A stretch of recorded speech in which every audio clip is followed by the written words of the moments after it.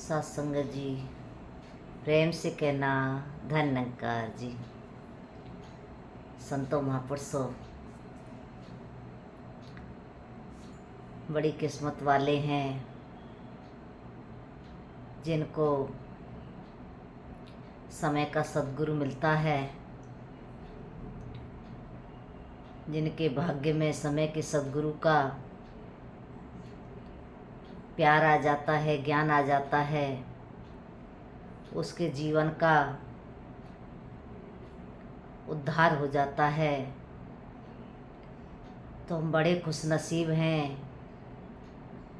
कहते हैं कि गुरु तो बहुत हैं दुनिया में, लेकिन सद्गुरु एक होते हैं जो कि एक प्रभु परमात्मा का ज्ञान दे करके एक ब्रह्म के साथ हमारा रिश्ता जोड़ देते हैं।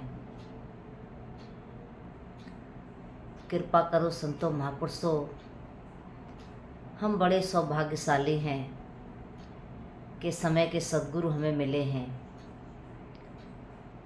कहते हैं गुरु दिखावे गुरु मनावे, गुरु ही प्यार सिखाते हैं, गुरु ही भक्ति के साथ जोड़ सकते हैं। संसार में जितने भी मनुष्य हुए, जितने भी भक्त हुए, सब ने अपने अपने गुरु से इस परमात्मा की प्राप्ति करके भक्ति की। जब सबरी मतंग ऋषि के आश्रम में पहुंची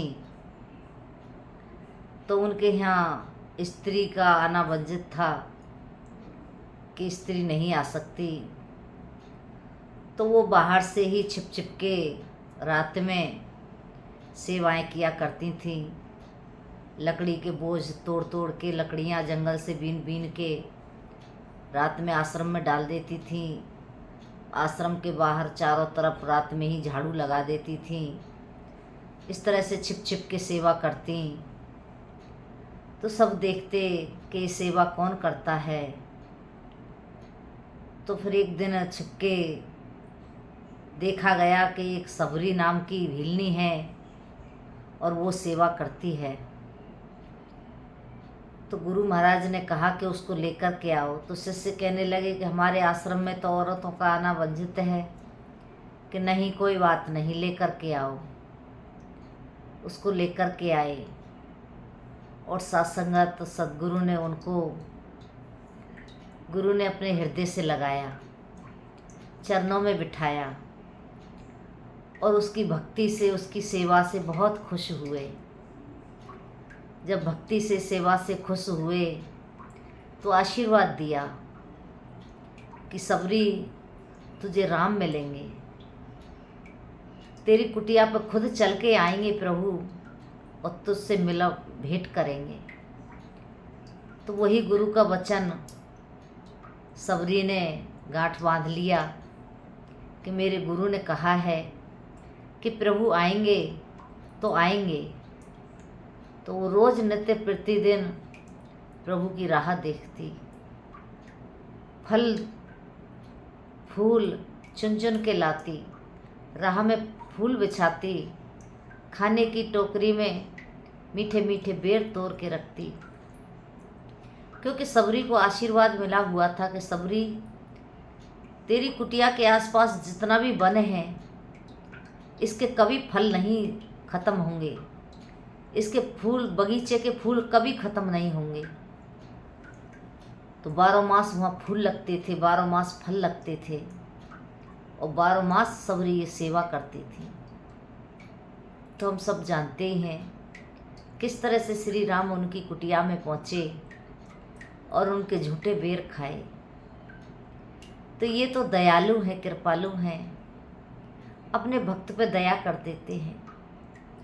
जो भी इनके चरणों में आ जाता है, जो भी इनकी शरण में आ जाता है, ये उसका कल्याण कर देते हैं। तो सत्संगत जब श्री रामचंद्र जी महाराज बेर खा रहे थे, लक्ष्मण को दिए तो लक्ष्मण मुंह बना रहे थे कि कैसे राम है ये, एक नीची जाति की औरत और उसके झूठे बेर खाए जा रहे हैं।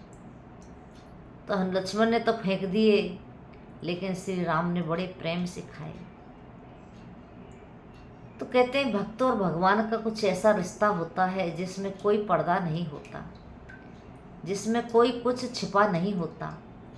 आज हमारे सद्गुरु ने भी हमें ज्ञान दिया है, कुछ नहीं छिपाया, सब कुछ खोल के हमको बता दिया। कोई पर्दा नहीं रखा, कोई कहीं ऐसी दीवार नहीं रखी कि गुरु में और गुरसिक में कहीं भी कोई भी पर्दा हो। सब कुछ खुले आंख दिखा दिया सत्संग ने। ये परमात्मा खुली आंख दिखाया। तो आओ कृपा करो कि हम इस परमात्मा की भक्ति करते रहें, सेवा सिमरन सत्संग करते रहें, क्योंकि गुरु को खुश करने के सिर्फ यही तरीके हैं कि गुरु के आदेश की पालना हो जाए, गुरु के वचन पे हम चल के सेवा सिमरन सत्संग करके अपने जीवन का कल्याण करें।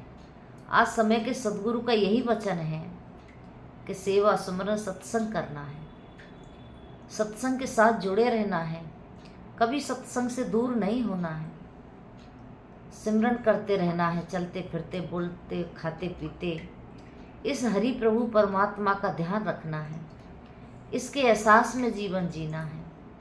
कहते हैं जब इसके एहसास में जीवन जीते हैं तो फिर हम से कोई गलत काम नहीं होते। कहते हैं चोर चोरी कर रहा होता है तो वो तब तक चोरी कर रहा होता है जब तक उसे कोई देख नहीं रहा होता, और जब कोई देख लेता है तो फिर वो चोरी छोड़ देता है, चोरी नहीं करता। तो इसी तरह से एक भक्त का जीवन होता है। जब तक उसे ये पता नहीं होती कि ये परमात्मा मुझे देख रहा है तो वो कुछ भी अपने मन से, अपनी मति से, अपने मन के अनुसार भक्ति करता रहता है। लेकिन जब उसे पता चलती है कि ये मुझे देख रहा है, ये मेरे अंग संग है, तो फिर इसके एहसास में जीवन जीता है कि तू मेरे संग है, चारों तरफ मेरे राम का, दुख लगे ना भाई, सतगुरु ऐसा भेटिया जिसने बनत बनाई। कहते सतगुरु मुझे ऐसा मिल गया है जिसने मेरी बनत बना दी है, मेरी आत्मा का रिश्ता परमात्मा से जोड़ दिया है। तो कृपा करो संतों महापुरुषों, हम अपने परिवार में रहते हैं, परिवार में भी हमारी अनेक तरह की जिम्मेदारियां होती हैं। एक माँ होती है, माँ की जिम्मेदारियां बहुत होती हैं, बच्चों को सही शिक्षा देना, सही रास्ते पर डालना, उनकी देख रेख करना। एक बाप होता है, बाप की जिम्मेदारी होती है कि कमा के लाना और उनका लालन पालन करना। तो फिर बच्चों की भी जिम्मेदारियां होती हैं कि अपने माँ बाप की भावनाओं को समझना, उनके आदेश की पालना करना। तो इस तरह से जब वो गृहस्थी में सब अपने अपने कर्तव्य को निभाते हैं तो फिर गृहस्थी एक बड़े सुचारू ढंग से आनंद में जीवन जीते चले जाते हैं। तो संतों महापुरुषों, ये आनंद तो तभी आएगा जब हम गुरु से ज्ञान लेंगे। आज हम देखते हैं भाई भाई होते हैं, एक थाली में खाया होता है, एक आंगन में पले होते हैं, एक दूसरे के कपड़े भी पहने होते हैं, किस तरह से उनका बचपन गुजरा। लेकिन जैसे ही जवान हुए, बड़े हुए, शादियां हुई, और किस तरह से फिर एक दूसरे को बिल्कुल भी पसंद नहीं करते, किस तरह से एक दूसरे से दूर हो जाते हैं। तो ये कसूर किसका है, गलती किसकी है? गलती हमारी अपनी है, हमारी समझ की गलती है। हम समझदारी से काम नहीं लेते, हम बस जो कह देता है, जो सुनी सुनाई बातों पर, कही कही बातों पे ही यकीन कर लेते हैं। हम उस बचपन को नहीं देखते कि हम बहन भाइयों ने एक थाली में खाना खाया, एक आंगन में पले बड़े हुए, और आज हम किस तरह से एक दूसरे के साथ छोटी छोटी बातों को लेकर के, थोड़ी सी ज़मीन के ऊपर या थोड़े से पैसे के ऊपर, थोड़े से बंटवारे के ऊपर हम आपसे में इस तरह से दीवार खड़ी कर लेते हैं। इस तरह से अपने जीवन को एक सीमाओं में बांध लेते हैं। तो सद्गुरु ये सोच देते हैं कि धरती परमात्मा की बनाई हुई है, इसमें से हमें अगर एक हाथ जगह कम भी मिल जाती है तो कोई बात नहीं, पृथ्वी तो परमात्मा की है, धरती तो ईश्वर की है। ये तो एक न एक दिन हमें छोड़ के जाना है, कहाँ हम इसको साथ ले जाने वाले हैं। तो संतों महापुरुषों, ये हमें सद्गुरु समझाते हैं। सद्गुरु सीख देते हैं, तब ही ये समझ में हमें बातें आती हैं, अन्यथा तो हम अज्ञानता में लड़ते झगड़ते ही रहते हैं। सद्गुरु हमको सिखाते हैं कि एक दूसरे का बनो सहारा, एक दूसरे का सहारा बनते चले जाओ, कि एक दूसरे की हेल्प करते चले जाओ। तो दासी इन्हीं शब्दों से आपसे क्षमा चाहती है। दातार कृपा करे, रहमत करे कि हम सेवा सिमरन सत्संग करते रहें। जैसे सबरी ने सेवा की, सबरी ने इस प्रभु परमात्मा की भक्ति की, तो आज समय के सद्गुरु ने भी हमको भक्ति दी है, इस परमात्मा के साथ जोड़ा है। और वचन सत्संगत यही आता है सद्गुरु का कि अगर पूरे ईमानदारी से हम सेवा सुमरन सत्संग करते रहेंगे तो हमारा मिलन एक न एक दिन इस परमात्मा में विलीन होने का समय जरूर आएगा। तो दातार कृपा करे, रहमत करे कि हम सत्संगत ऐसे कर्म करें कि जो इस प्रभु परमात्मा को खुश कर पाएँ, इस सद्गुरु को खुश कर पाएँ।